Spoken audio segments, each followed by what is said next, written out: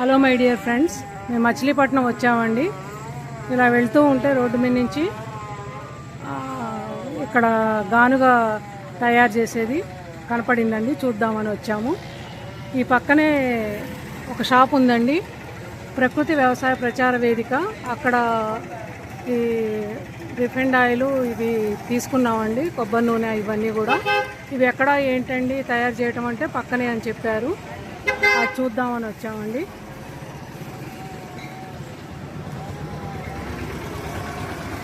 ఈ పేరు మౌనికానండి.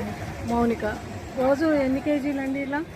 దీంట్లో నువ్వుపప్పు నూనె, తెల్ల నువ్వుల నూనె, అట్లానే కొబ్బరి నూనెతో ఎద్దుగాన, ఈ రెండింటిలో ఎద్దుగాన అంటారు. నువ్వుపప్పు నూనె వచ్చేసి 24 కేజీలు అయితే 12 కేజీలు అట్లా ఆయిల్ వస్తుంది. మనకి బయటికి దీనికి తేడా ఏంటంటే బయటికి కెమికల్ ఉంటుంది, ఇదైతే ఎలాంటి కెమికల్ ఉంటుంది. గో ఆధారిత వ్యవసాయంతో పండించినవి మాత్రమే ఇక్కడ అమ్ముతారు.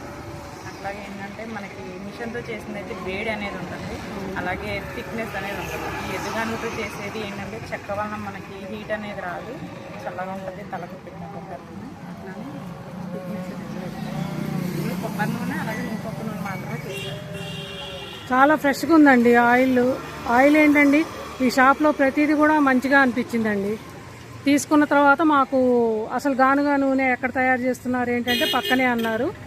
చూద్దామని వచ్చామండి. చాలా బాగుందండి, అదే మీకు చూపిద్దామని. థ్యాంక్స్ అండి.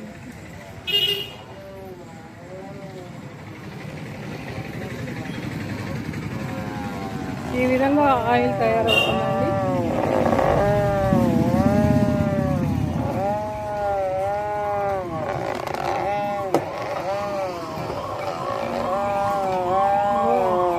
ఆయిల్ తీసాయండి ఇట్లా.